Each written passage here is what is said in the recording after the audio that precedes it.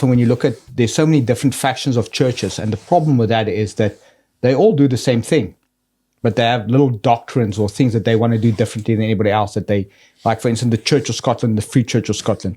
The reason why there's a divide is because one didn't want to allow the other one to sing psalms. I mean, it's something so, it sounds ridiculous in the greater scheme of things, but that happened in the 1500s. It's still a thing today. So the thing is, though, a house divided is a house that'll fall. Yeah. That's the thing about, so I think that it's an interesting thing when you say, if you go to church, you need to, there's a reason people go to church. There's a reason, whether it's hope, whether it's to have a better relationship with God, whatever that reason is. But a lot of people do it for show. And if you're doing it for show, then you're doing it for the wrong reasons. And I think the Roman Catholic Church is really, really, they you know that they are like a business. They're a bank.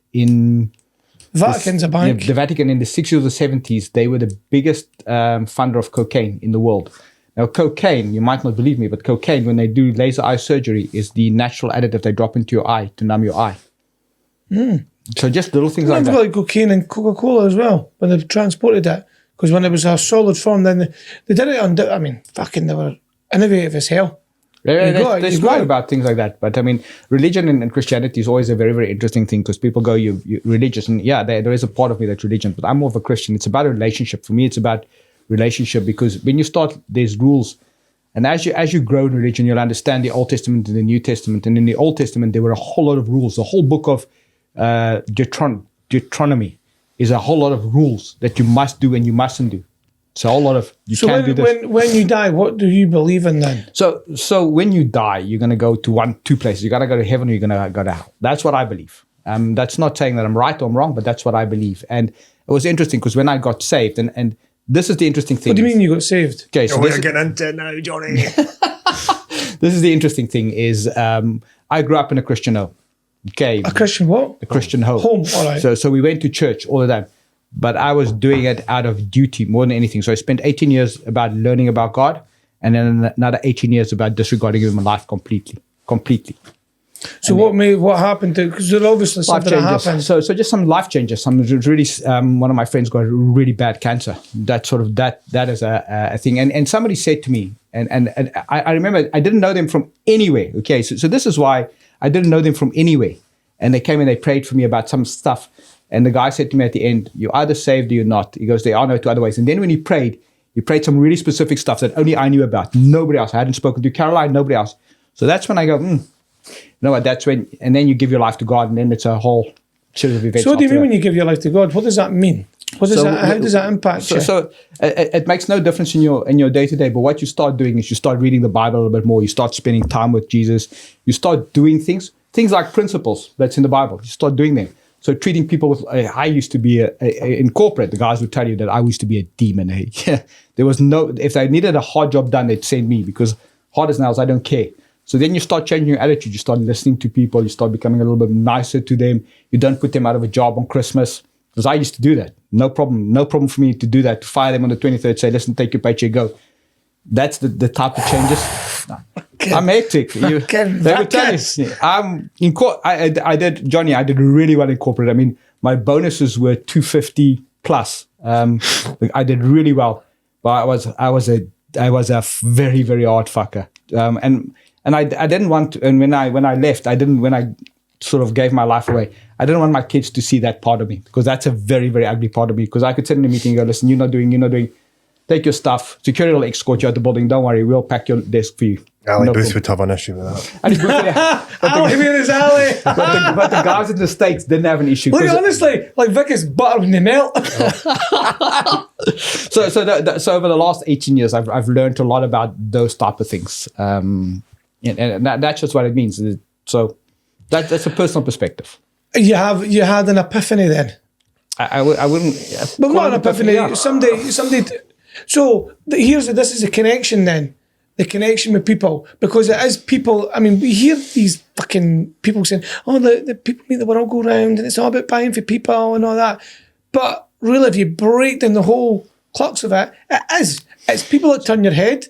You know, whether you like male boys or girls, it's a female or a boy that turns your head. It's something they've said. It's something they do. It's something they look. It's the smell. It's whatever.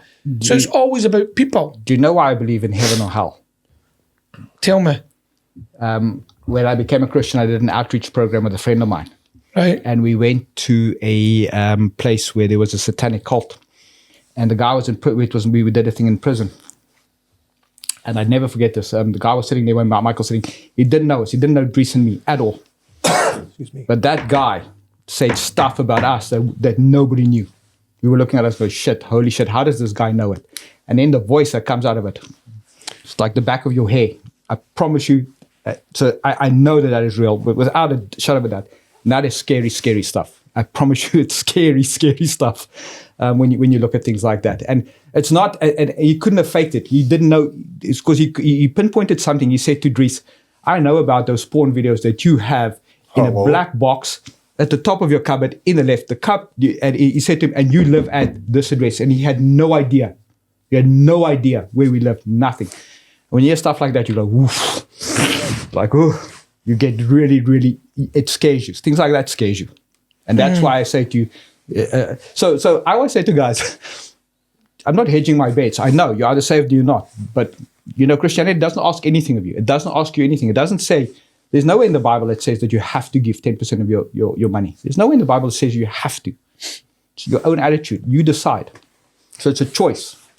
That's just what I believe. So, no, it's the saved and the not saved, but it's like I live my life in a good way, probably better than most Christians. Yeah, I'm going to say that I know people that I'm not more. saved. I'll not go to heaven. I'm in hell. I've booked my place. You're in hell already? Because I don't believe in Jesus. It's as simple as that.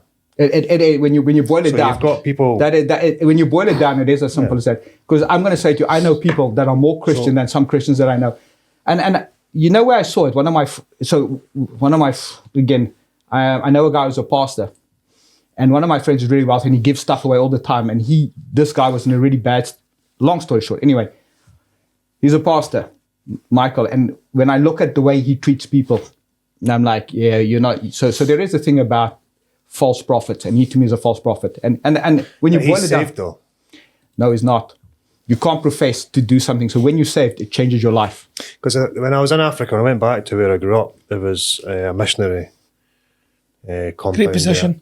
There. Aye, yeah. Different conversation. It's the second half of the podcast. Now we're getting into deep stuff today. So he was over here, the guy that ran that coon, and he's like selfless. He's probably the most selfless person I've ever met in my life. And they have nothing at all. They rely on being provided for, and they reckon obviously God is the one providing. So whenever they're in desperate need, then they get. And then he comes over here and sees the churches and stuff over here, how they're running. It's just disgusting. Like everybody's pulling up in their 4-wheel drives. They've got an abundance of everything. They profess to be all this in selfless way, and it's just not the case over here. Eh? But I think it's your demographic where you grow up and where you're at. I mean, I've got different ways. I've got different things. Like, we're all good in certain ways. Would I be saved because of my thoughts? I've got some nasty thoughts in my head sometimes, right? Some weird and wonderful thoughts in my head. But here's another way for you, right? Oh, wait, sorry. Saving isn't a one-time occurrence. Okay, sorry. So saving isn't a one-time occurrence. It doesn't just happen. It happens every day. Every day you're saved. So if you believe in Jesus, every day you're saved. That's just the thing is people think it's a life event. It's not a one-time event. It happens every single day. You have to go back. I have terrible thoughts as well sometimes. Do I get it right? I get it right maybe 1%, maybe 0.01% of the time. That's how often I get it right. I'm no fool about it. Yeah, so what happens if, so let's just say, I mean, you're in hell just now. This is actually hell. And Jesus, God, whatever they are, do you know it was a bit of a dictatorship from him?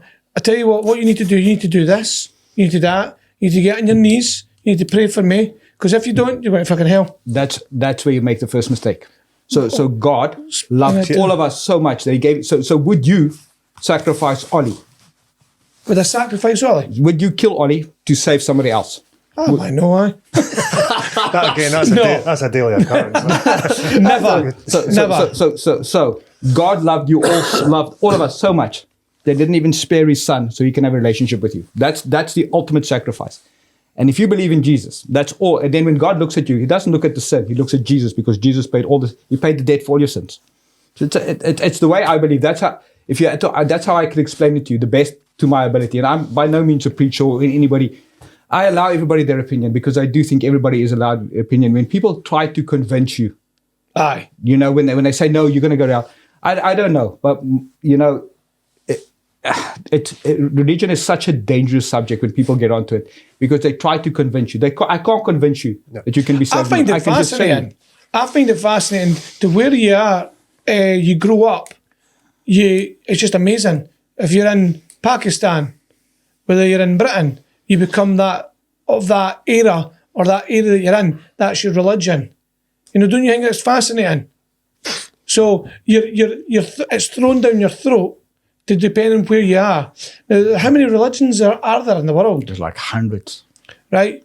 And every single person to a point only has one more, believes in one less religion than the rest of us. Yeah, so it's Ricky Gervais's. Ricky Gervais's one. And when you look at that analogy, because you think hundreds of years ago, religion was used for a bit of hope when times were a bit, you know, times were hard. It also created a bit organisation or control, whatever way you want to put it. I mean, we used to have sun gods and rain gods. We used to believe in a lot of things that wasn't actually real. And everything's evolved over a period of time. Yes, there's a demise of Christianity, Catholicism, all these kind of religions, because everything's technology, people are getting notified of the facts of certain things. But you always go back to that Big Bang Theory and the things that we've been taught and the things that we've learned. You know, where was the starting point though? You have the Big Bang Theory, great, and that's been proven. But where did it all start? How did it all start? Why did it all start? But are we only looking this in 1, 2, 3, 4 dimensions? This is a big conversation. Maybe not for business babble. Where does it end? It's a big question. Well, we only see what we see, and we only know what we know based on the things that we've been taught. You know, you look at animals, and what do they see in a day? I see my cat, my dog looking at the corner of the room. I'm like, what the fuck are they looking at? I can't see it. But then you look at the dolphins, how they use, 20% of their brain.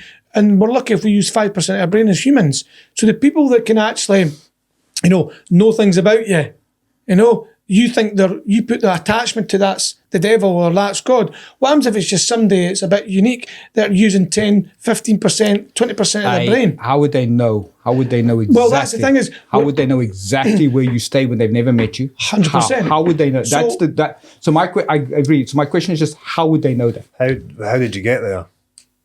Like, how did you get to this? A bus.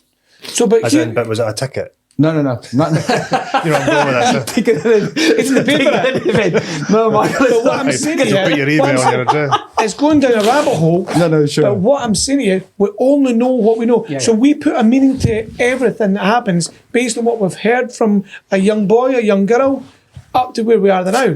What happens if I said to you there was another reason for things and someone standing or a person or whatever it may be going, I love this. I love what they're doing. They're just throwing all the things that they're used to.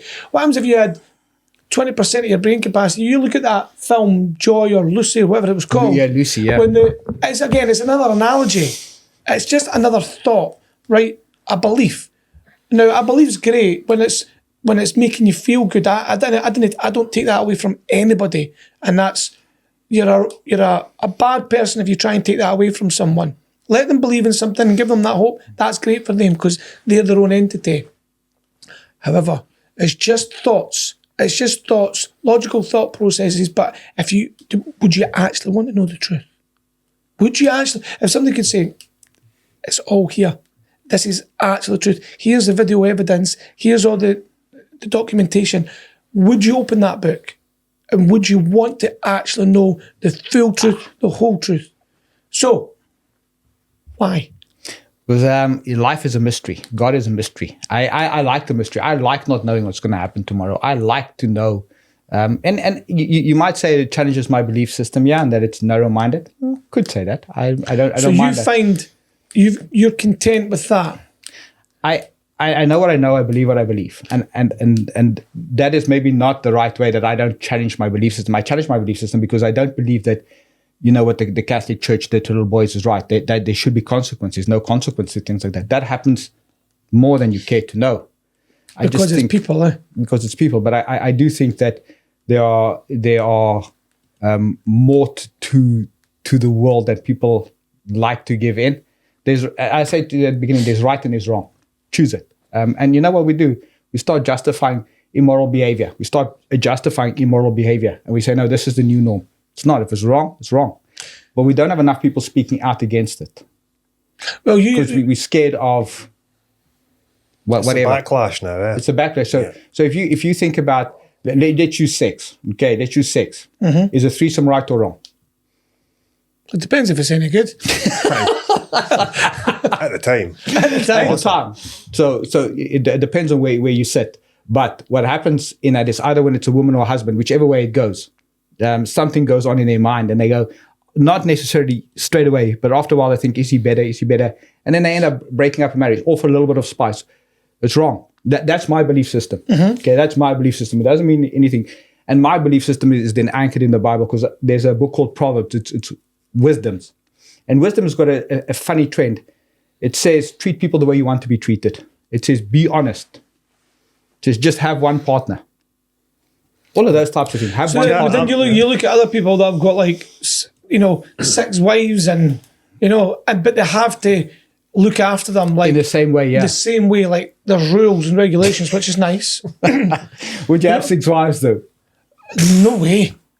No way. And I love my wife dearly, but one's enough. Right? Absolutely. One's enough. It's a different thought process. It's different. You know what? When you're talking about the divisive and people, you look business, you look at the world order, you look at everything that's been happening in the world, right? The David and Goliath. There's always a David and Goliath. And don't you think when COVID happened, it brought everybody together? For a short period. For a short period of time. We're all out going, hitting the bins and that for the NHS and right? But let's be honest, I'm going to put a span in the works. It was all, we're misinformed. Absolutely. Right? I think there's 3 different types of people in the world, right? Mm-hmm. There's good guys, there's wankers, and the misunderstood. That's it. Okay. You decide if you're going to be a wanker that day, or if you're just a big wanker. In general. Right? Or you're just a person that's just misunderstood. You're not getting your voice heard enough, and you're not articulating yourself. You may be too nervous, and then you just go, decent, nice people. So you categorise yourself, but every day you might be one of those people. But if you can err on the side of good guy all the time, you have got a bit of truck with you. Yep. And that's the people you want to be around. And it's as simple and basic as that in my mind. And sometimes, like I have my cup's always half full. But There's none. when it comes There's to no that, coffee in that today. coffee a day. When it comes to your daily routine of going around and just being a nice guy, sometimes that cup fills up and overflows, and then you just lose your shit no matter who you are. But it's not a normal thing for me. But it does happen, believe it or not. No, but that's life. Though. That's life. Here, I'm going to throw one. So next week, we actually discover that there is aliens in the world. Where does that sit? Is this just because Donald Trump's coming in? No, this is a genuine question. on The whole of... God created a cosmos, so could be. So it's just expanded. Just expand your thought. But I've never actually asked anybody. But let me just ask you this: why do aliens only land in America? If they were there, can I just ask you why do they only land in Roswell, New Mexico? There is a bit in Scotland as well. There's quite a few. But if you think about if aliens were such a common occurrence, why do they only land in America? Why don't they come to India or to Russia? There's a documentary called Men in Black. You should watch that. That explains everything. Everything makes sense now. The whole cosmos. It's different. I think it's different things. If you've got enough information, you can make an informed decision. Yeah. That's just the point. Is if you have enough information, make an informed decision. But if somebody tries to convince you to tell you that this is, then you've lost the argument. You've lost the argument already. Because the convincing to me is you need to lead your life better. And I think I lead a good life. I treat people well. Absolutely. I'm kind. The interesting thing is, as you get to the end of your life, more and more people become Christians at the age of 70 and 80. 60, 70, and 80. Why do you think that is? Yeah. That was an interesting stat that somebody brought up to me the other day, and I don't know the answer. Well, I'll tell you. There right we go. in my head. When somebody goes back to religion, right? Even though we're talking about business here as well. Religious conversation. Jesus was a People say, his do own you business. believe in God? There's a part of them who say, well, no, but I think I should just in case. So you think they're hedging? Just in case. So you think they're hedging their bets? Could be. And he's a man that very well forgives, be. or he's a person that forgives. Here's one for you. Was Jesus black or was he white? Doesn't matter. It really doesn't matter. No, but I'm just asking. Doesn't matter for me. He probably would be of Middle Eastern culture, because if you look at Jewish people, because he was a Hebrew Jew, so you need to look at what the Jews look like. Right. But it doesn't matter whether he's black, white, male, female. That really doesn't matter. That doesn't matter to me. And you're right, Jesus. There's two sorts. He was either a carpenter or a stonemason. That's the interesting thing is. But you see, what people do is they try and go. I don't care. He's a man of skill. That's the thing. The thing is, you know what we do is, I will say this to you, the thing is, when people become Christians, God is not a vending machine where you pray and things happen. He's more interested in your character than your comfort. And once you start grasping that concept, is that you're going to have hard times. How do you deal with hard times? Like Michael. Michael, for me, is half cup, half empty, half full. Yeah? We could honestly dissect it constantly, and we could dissect it, but nobody knows the right answer. Exactly. You don't. Again, we don't. But if that creates your cup full, then well done. That's it. That's exactly it. And that goes along with anybody. But do you know what? Let's move on to business and belief in business, belief in yourself. Do you know the people that start their business, whether they're 16, 20, 25, 30, let's say you're 30, you come to us, Vickers, Mike, Johnny, I want to start my business. I want to start it, but I'm just a bit concerned. All right, okay. Oh, I'm not too sure. They're sitting on the fence constantly. The question I would ask to them is, right, if you do nothing now, let's fast forward to 40. Fast forward to 40. You're older. You're going to be a bit more bitter than you never did it. You might not get the better opportunities at 40. You can still get them, but you've got less time. And time is one of the most valuable commodity that we can have. So the here and now, your decisions will impact later on. They either hold on to you as a burden, you become bitter and twisted and older, or you just start. Because you'll never ever get a clean path. No, starting a business. It's like having a child. Everyone says you need to get yourself set up for a child. Nothing can prepare you for a child. It just happens, and you just fly. You take the baby home and you put the baby in the middle of the living room and you go, look at your partner and go, what do we do now? It evolves. You just learn. And business is about learning as well. But you learn from some of the mistakes. You learn from the content that we're putting out and other great people that are putting content in business. But you have to go and seek and find it. You'll always regret the things you don't do. Never regret the things you do. That's right. Imagine, I think Denzel Washington did this analogy as well. Sitting around your deathbed was all you regret. And they said, we've not got the music in the background to make this more impact.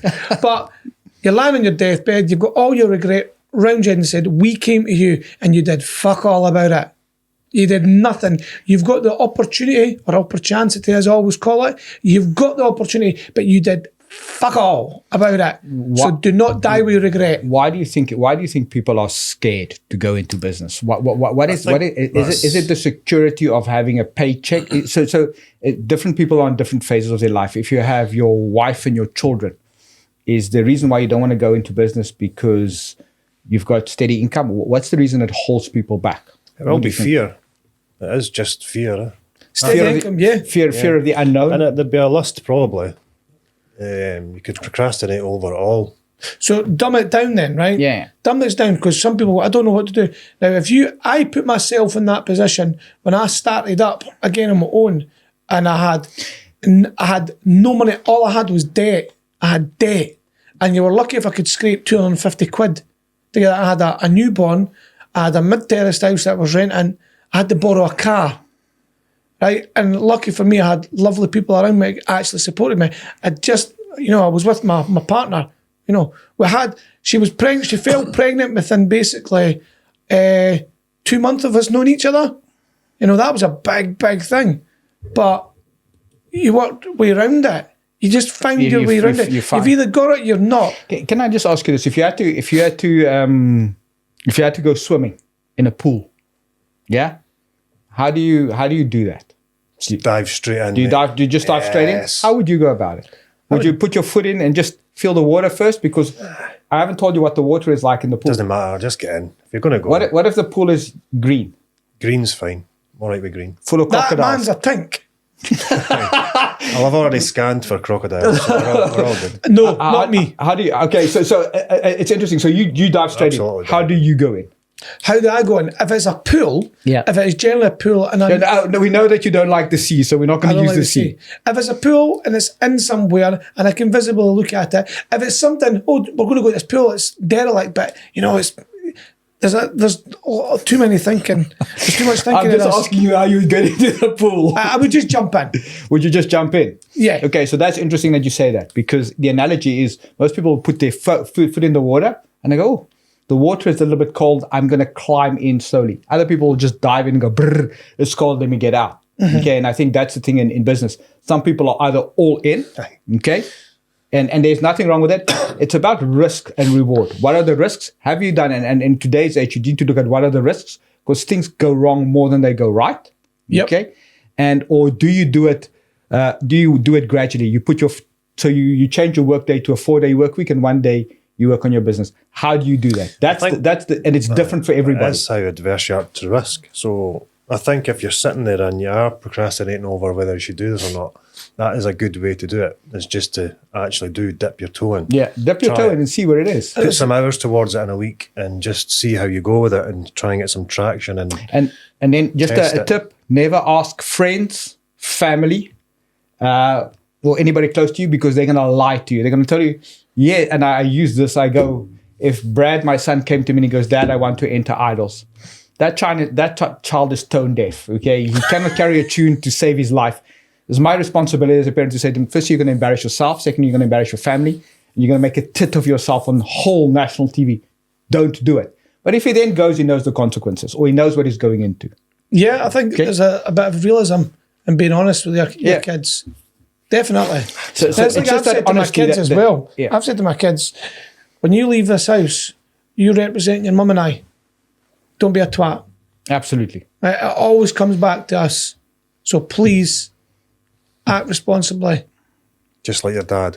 Just like your dad. He's a great guy. That's amazing. It's amazing you turn into your parents when you get older. Eh? That is the funny thing you do. That is it's an interesting thing. I see it when my nephews go swim at my father's house. They splash out the water. My father's like, don't splash out the water. I'm like, stop it. You're a fun killer. Let them splash out the water. It's only water. He's like, do you know how much water costs? I'm like, yeah, I get that. I go, but just remember the memories, Dad. But that's when you start turning, and then my dad goes, shh, I've turned into my father. And that's just how it happens. Do you think it's just automatic? I think it's just automatic. I think as you're around your parents that much when you're younger, Is that learning? there's the impact. You know, some people don't have fathers and mothers, which is sad. But yeah, you don't realise what you're actually taking in as a child, how much you're absorbing. You know, good and bad. So where do adults go to absorb? Because you learn more in your first 5 years than you do for the rest of your life. So let's just say you get to the age of 30.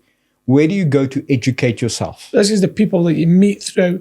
There's not one place that you go to educate. There's not like is there like is it like a school of MDs where you go into the school of MDs and you come out and you're a great MD? Do you think what we're achieving in the business Babel that will all come out very soon once, because we're not telling us, but when it comes out, where the education lies now, because we've got media, people that have got a bit of drive, they'll go on social media, YouTube videos, and they'll get all these training exercises. You know, in business they do training as well. Even Ali Booth, a HR Booth, he does training exercises for businesses to learn management skills, to learn this skill, and that's great. But an individual himself nowadays, it's not known to the world. There's one place to go to. Well, there is actually. internet. The internet is a place that you can go to learn, but you have to seek and find. Yeah, because there's a lot of mistruths as well. There's a lot of content out there, and even especially for youngsters, like when we've done our stuff with the youngsters already, it's amazing what they don't know, but it's equally always amazing how many people that are older don't know certain things. We might take for granted what we know, and we've still got a lot to learn, or I definitely have a lot to learn, but it's just amazing what you actually know and you don't know. You don't know that until you actually have the conversations with people. It's absolutely phenomenal. I mean, I learn something new every day. I mean, it's one of the things I do is I try to learn something new every day, something different every day. And I retain useless facts. We were with my daughter this weekend and she goes, Dad, where did that come from? And I go, I retain useless facts. I retain stuff that out of left field. I'll go to it. You know where gig comes from when somebody says, I'm going to a gig. Right, who's that? It comes from America, where there is it jazz or blues. They used to travel, but they used to get stopped by the police every time. So they used to pray, and they say, "God is good." Gig, God is good. That's how it came from. There you go. I retained that. I read that somewhere, and I've retained that piece of information.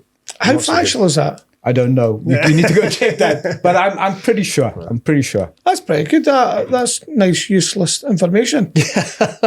As in, you don't know what you don't know. Like that. That is true. But you do say the internet is a great place to go to. Okay. And I think that when you have a specific problem, whether it's sales, whether it's marketing, whether it's finance, you can go read. So I can go read everything Tony Robbins says or Jim Rohn. Jim Rohn. I can go read all of those things, okay? Sometimes I struggle to apply it. Sometimes I struggle to understand it. Where do you go to? Where do you go to get that information? Because information is available. It's available. You can read it. But what they don't tell you, and it's great, go read biographies of guys, but what they don't tell you is those little golden nuggets that we're after is what worked for you, what didn't work for you, okay? Mm-hmm. And even if you've done it before, why don't you change your mindset and say, we've tried it before, it's not working. So it's the interesting thing is everybody thinks Facebook or social media. I think the biggest thing is mindset. And the wee story about the mindset. Any of the documentation that you see about Navy SEALs, SAS, is all about mindset. They're not looking, well, you have to be fit, but they're not looking for the big butch guy. And they're looking for the person that's got nothing left in the tank, but still willing to go over, look over their shoulder and help the guy next to them. That is one of the big things. And getting through that barrier, I mean, if you look at what they've publicised on TV, it looks extreme and it looks so tough. But a lot of it is just purely down to the mindset. You know, I'm going to be safe. I'm going to just be calm. I'm going to be assertive and I'm going to get this done. You're frightened. Fear is a great tool. And that's why we have all these emotions. We have fear, the fear of the unknown, the fear of going in. We have, tears. We have happiness. We have joy, excitement, worry, concern. We have all them. It's a whole plethora of emotions, but you've got to use them. But you've got to get the right ones and hold on to them, the ones that best serve you moving forward in life.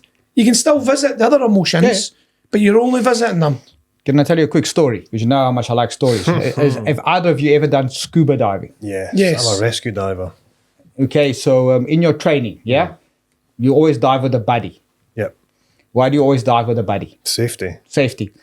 So, when you're inexperienced, okay, so these two people did a scuba diving course, inexperienced, they went down as dive buddies. They didn't know one another. One guy's regulator stopped working. Okay? So with hand signals, they're getting a bit panic sets into the mind of this guy. So he rips the regulator out of his buddy's mouth and starts breathing. Because panic sets in, he starts pushing his buddy to the ground. He wants to get to the top instead of doing a 5 descent. 5 meters at a time. Because panic is now overriding the mind. You can't think survival mode kicks in. Okay, so eventually both of them get up and they get the signals. So and that analogy to me is very, very important in business because you go into business alone. Okay, you go into it alone. Who's your buddy? Who gives you the regulator? Who helps you out? Because when things get tough, panic sets in. Okay, and the best advice I ever got when things go bad is do absolutely nothing. Do absolutely nothing for that day. Because once you start doing it, you make knee-jerk reactions, you make emotional decisions. Leave it to settle in for a day, 2 or 3. So you get a bad email, you go, I acknowledge receipt of your email. I will be in touch in 3 days' time with the potential. And then you leave it. You leave it, but do nothing. Because you make that emotional decision. It's like that one where they always tell you, just write the email out and then delete it. Absolutely. You can do the beep, beep, beep, fucking beep, beep, beep. That's No, sort of delete thing. that. But I do think that it's that panic that sets in, it's buddies. It's the hand signals. Because you could have the best system. I mean, these guys had the best system. They had hand signals and everything. But when it doesn't happen in your time, you grab it, you put it in your mouth. Yeah. And your buddy is busy drowning. And you're not giving it back to him because now it's survival of the fittest. And it's just an interesting analogy. So a wee story then. Yeah. That is going to be good. Michael. We're diving in the Galapagos Islands, Yeah. hammerhead sharks. And there's a place called Gordon Rocks, so there's a big current runs through there, which they all come in circle. So if you've ever seen pictures of the hammerhead circling, that's generally where it will be. And the dive master that was taking us down there took a lot of photographs. He was selling them on the internet, and that was his full focus. Like he didn't care really too much about what was going on. So the divers that were there, they were getting stuck in the current and they were all running out of air. And I was kind of keeping an eye because that's kind of how the training was going. And so one by one, they all go up and there's only me and him left and he's just stuck. And I've been out in the current fighting as well a bit. So my tanks went down. So I'm now letting him know that my air's running down. And he's like, yeah. I'll be just let me. And so 3 times I've told him now my air's, and then it doesn't always go to 0. Sometimes you'll just run out of air. And the training is, so the minute that you take that, you need an air. So I've sucked in and there's nothing there. So that instant reaction, like you say, is as I just looked up, we're about 35 metres down. Fucking hell. So you can't see the surface and there's all these hammerheads. There you go. No, I didn't. Like the instant reaction is you need to go to Yeah. the surface, but it's like then it's just that calmness that the closest air to me is the guy that's like 5 metres away. So did you swim down to him, Swim grab over the to him, circulator? yeah, I let him know that I was out of air. Now you've got 2, so 2, yeah. I took the spare one. And everything was clockwork, as in, everything, the training went well, and I did want to punch the face off the guy, to be fair. Course. But the other thing was I could have just got myself and drift dived up to the top, the surface, but then I was leaving him on his own, and I didn't want to do that either. So that I was stuck in that a little bit there. So that's a conundrum. You're definitely a good guy. You're not a wank. Yeah, no, on that day anyway. He was a wank that day. But I think that's an interesting that you chose to stay calm because you looked around. But that's training. I was going to say that came down to the training I had. Yeah. It was some really good training. Training and experience. Yeah. I must have had no of that great a training. Were you just straight to the top? We only went down about 10, 12 metres. That's the worst. 10 metres is... And all his own label, he was only meant to do a certain amount of metres because he was only 9, 10. But he got down and he was brilliant at it. Even taking this off and taking the mask off and lying on the seabed. I was so proud of him. And then he had a wee wobble the first day, and then the second day he was absolutely brilliant. Then I had a wee wobble. I'm like, I don't like this shit. I really don't fucking like the sea. But I'm doing this for this wee bugger. I'm doing this for him. And we got up to the surface, I think I said this. The dive master's going, shh. He's floating about the water. And something's not right. I could totally see it. Something's not right. And he's with Ollie and he's flapping away at stuff and he's going down, checking in. I'm like, oh no, what's in the water? What is in the water? I thought, fuck this, survival mode, I'm beating it. I went right on my back and I just started splashing, just going like that, getting out as fast as I can. So much so, I just kept going back until my tank scraped on the sand. I was like, that's me safe.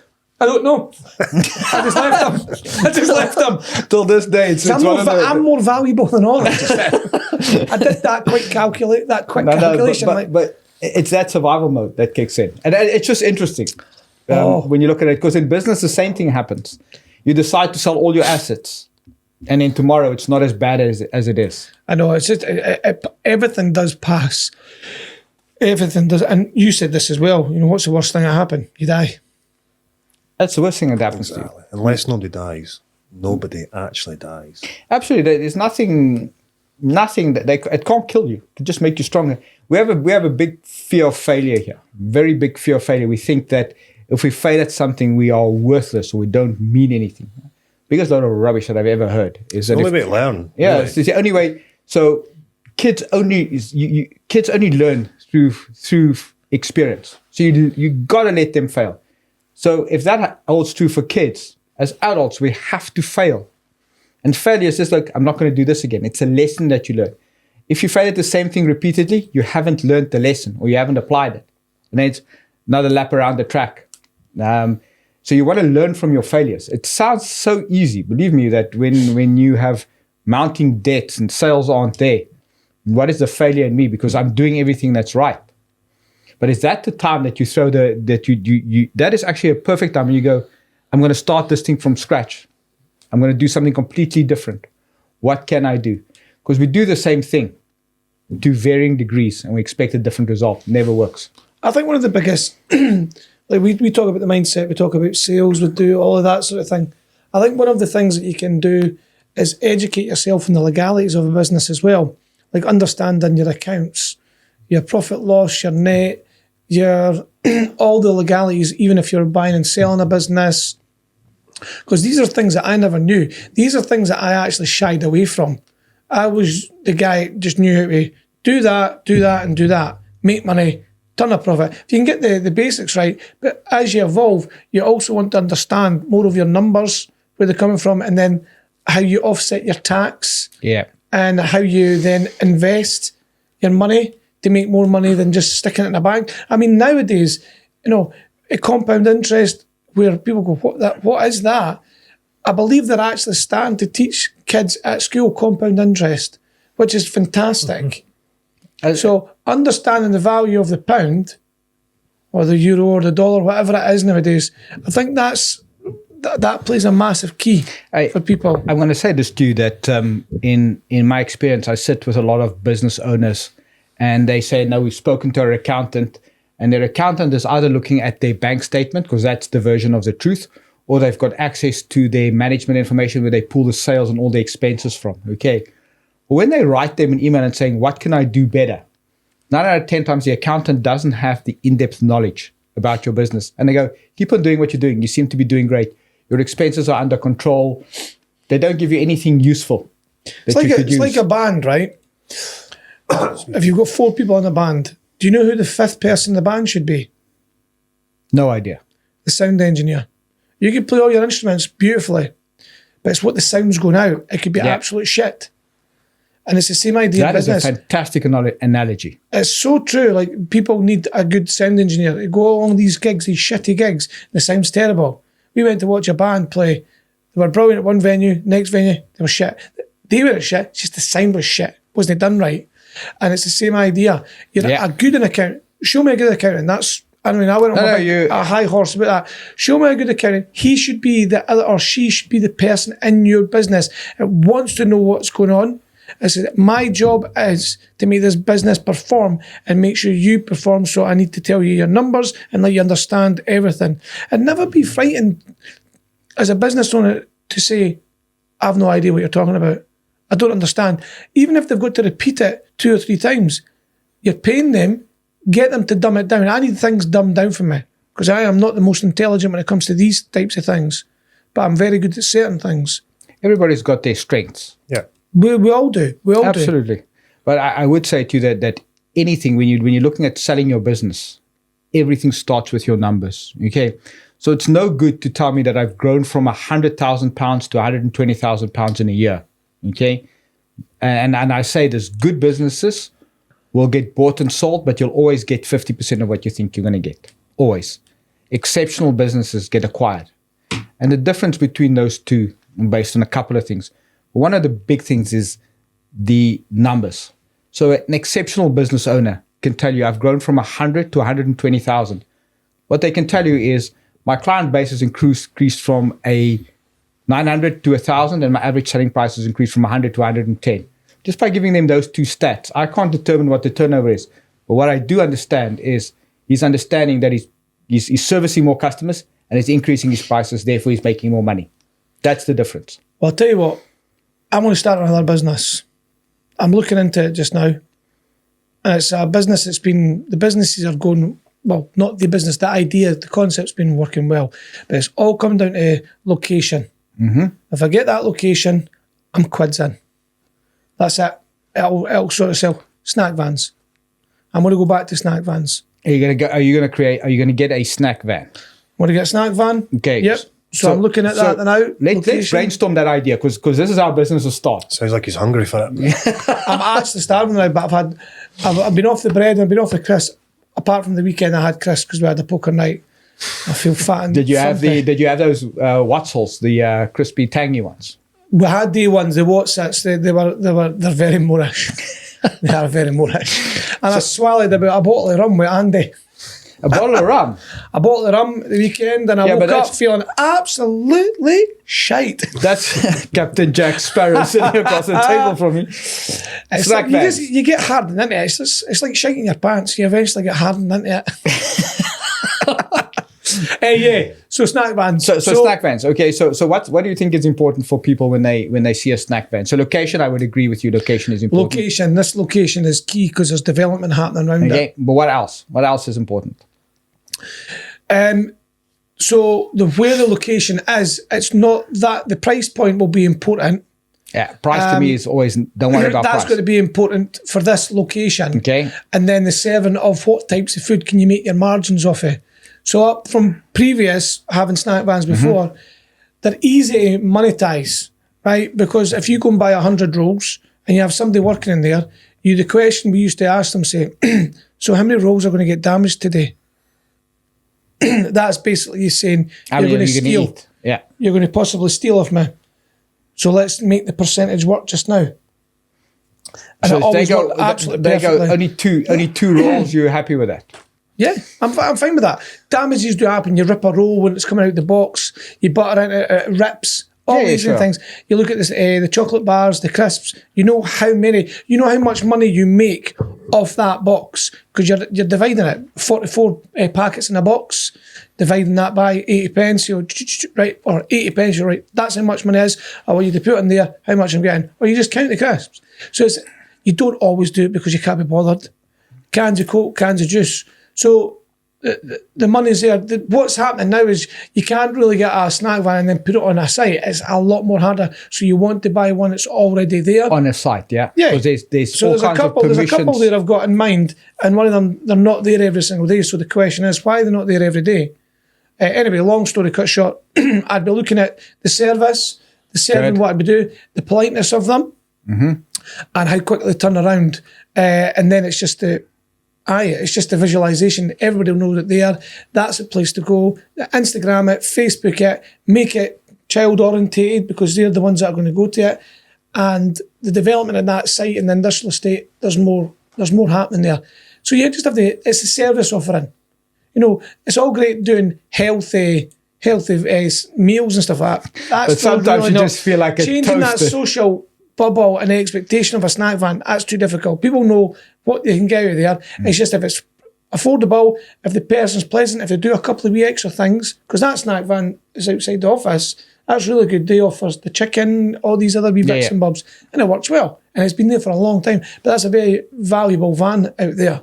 It's interesting that you said that because I sometimes just look. I like to see how people are served, and it depends on the person that you put inside that when you talk about service, because it's just about lifting you and acknowledging, saying, "I'm going to be with you in 2 seconds. Are you here for food or just a drink?" Simple questions like that, because often you'll find a queue of 10 people, and 2 people just want to buy 2 bottled waters. You can quickly just deal with it. You can quickly deal with it, but they don't. They're taught to deal with it. We don't think outside the box. We think linear. And is that a static van? Aye. But the thing is, you can get the mobile ones. Well, I'm thinking more of that because that opens opportunities when there's the mobile vans. Like when you're paying for pitches for the mobile vans, different festivals, you could be paying 10, 15 grand for a pitch. But again, you could be making triple of that money. What's the seasonality like where that static van is? Is it? Oh, that can go through its trials and tribulations from the start. Some of these vans just now, like some of the vans we had before, did really well. But it was the summertime, it closed down depending on where it was. Location. Again, location. The industrial estates can be great because they're always running. But then if you got somewhere in a lay-by somewhere in the middle of nowhere, you're expecting people to come there and you're getting the passer-by. And then if the industrial estates are running low, there's not enough happening there. That was, you always used to get one person coming out, or they'd phone you up and make the order and then come and collect it. So you just have to look at what's actually happening in the local area. And there's a lot happening in this area. So I need to get my best sales foot forward. And is this on up for sale? Or no. Are you trying to make it not up for sale, but it will be up for sale.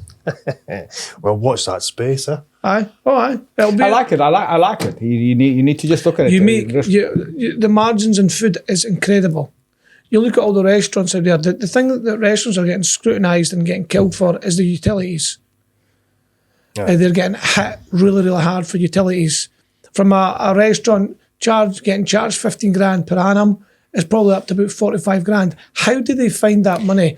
And then the price point for a charge on the food to people not coming through the door. I was talking, there was a girl owns, is it Connie? They own a restaurants in Edinburgh. And she was talking about the shortening the days of the week at the work. Yeah. But they're an institution. People love to go there, to these restaurants, because it's been going for a long time. They'll be open 4 days instead of 5, or do smart things like that. But what was interesting, right, for these restaurants, a business, this is what I was like, fucking brilliant. They linked themselves up with the marketing guys at Edinburgh Airport. And the marketing guys for Edinburgh Airport, this was really interesting. What they did is we can't sell an airport. An airport's a bloody airport, right? But what we can do is we can sell Edinburgh as the city. So what they did is they go around all the other countries and put up pop-up shops, or they do an event in a pub at Edinburgh Airport, and they put all the banners up Edinburgh, the Falkirk Wheel, Edinburgh, everything that would take you into Scotland to Edinburgh Airport, and they sell that. People go, oh, we want to go to a tattoo, that looks great. We want to go here, we want to go here. And that was a great way, but these switched on restaurateurs contact Edinburgh Airport.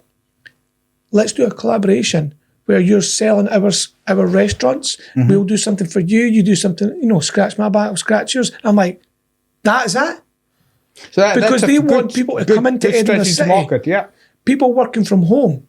This is what people don't realise, right, after COVID. People working from home now changes the city. Cafes have closed down because they've not got people going out. Yeah. The government are now trying to force the 3 day a week, which you should be going fucking back to work. Right? 5 days. I like the fact that you can work from home. But now what happens, what they don't realise, the rural property prices went up. Mm-hmm. Because they know it's sought after, because people are working from home, they want that extra bedroom.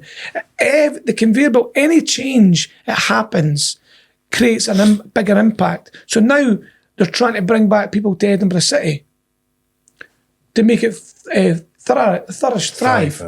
You take a Monday, Tuesday, Wednesday, it's not as busy. Yes, it's busier than the small towns where we're from, but they've got a big problem in their hands. The council need the rent. Yeah. Businesses are going out. Councils can't lower the rents because they need that money and they're not getting it. So everybody has to adapt, they have to evolve. And then the government are saying, NI's went up 1.5%, going fuck yourself. You're like, oh, utilities have went up. So everything does go up. I get that. But you have to find a way around it. You have to offer a better. You can't just always increase your prices. That's not always the answer. You need to look, and this is why I say to you, you need to look at your business differently. So just because of that hospitality, we've got a client where when we see things happening, we change menus. We've got menus. We've got 3 different menus. We go from the full menu to the half menu, just to give the kitchen a breather. We still make the same amount of money, but it's understanding your clients, your demographics, what you're actually selling. Mm-hmm. What people want, yeah. Absolutely. What are you doing it for? And, we said in previous episodes about the whole idea of growing your business, and eventually when you get to the 7th year, 8th year, you've got that next wall you've got to break down, and it's difficult, but you've got so much money that you've put into your business. You've got staff, you've got marketing budgets, you've got phone lines, computer systems, software, cars. You're like, oh, what do I need to do? Do I need to hire somebody else? Do I need to increase? The biggest thing you need to do in your business, I always think, is have that sales funnel. Sales is, no sales, crucial. No business. You need to, and then your staff need to retain those clients. How do you, whether it's a snack van, a letting agent, a construction business, a business analyst, a business doctor, you need to get that sales funnel when they come in. It costs you a fortune to get it. Why would you lose them? You need to be retaining your clients. If you're not retaining them, ask the hard truth. What is it I've done wrong? What could I do better? How could you give me a second chance? It's so important. So important. The value of your client, if you know what the lifetime value is of your client, gives you an idea of what you could spend to get that client in. I mean, we've got a girl that we all know, Michelle. I'll give her a wee shout out because she does listen to the podcast. Michelle McNiven. She's utility warehouse, right? It's hard to get these clients in, but the way you treat them and look after them, instead of somebody going on in a brokerage or on the computer, you've got to do your bit, and that's a personal touch to make sure they stay with you along that journey. That's what people are buying. Back to that, people buy from people. But, utility warehouse, for instance, or Octopus, all of these, but utility warehouse, a very good company. You can save money off them. But it's something that everybody uses, the gas and the electricity. How would you feel if the person next to you has got the same gas and electricity that we all do, but are paying less than you? That's how stupid it actually sounds. Because when people go, I don't want to have a conversation. What? So people are afraid of change, or maybe change is just too difficult for them, or they go, you know what, I just can't be bothered. I think times are tough. You need to look at everything, and I mean, always when you look at your bank, I always say to guys, look at your bank statement over the last 6 months. Okay, look at every single thing that comes out, and go, do I really need it? It's like clothes. In our house, we've got this new rule of decluttering. If you haven't worn it in 3 months or in a year, you're never going to wear it again. Yeah, get rid of it. There's no point. Give it to charity. Give it to somebody that'll use it. But we're anchored by things like that. And if you want to be in business, I think the 2025 is going to be a year of change. 25 and 26 is years of changes. Clear out all your crap. Clear it out all now. your costs you don't need. And the people that are very wealthy, you might be envious of them. Spend a day with them. They'll teach you the credit card game. They'll teach you how to do it correctly. And they'll be using other people's they go on money. a holiday, but realise how did you get? I thought, how are you getting a holiday? Well, I'm using my credit card game. I'm using my points. I'm using that. They have coupons. They use their Tesco vouchers, Asda vouchers. People think that's something that poor people would try and do. No, clever people do it. It's like that's why IKEA's there, because smart people go there. Yeah, Zlatan Abramovich. Yeah, Aye, I love that one. I love that. You know that story, Michael. Yeah. But listeners might not. So they, I think he got signed for. Is it PSV or Miami or whatever? I think it's PSG. He got signed for it, and they put him up in a flat. And he goes, okay, I'm going to go to IKEA. And they go, but you're wealthy now. He goes, yeah. Smart people go to IKEA. Aye. And that's so the true. thing. It is true. It is that sort of thing. I think Shaquille O'Neal still holds the record. He went to Walmart and he spent 70 grand.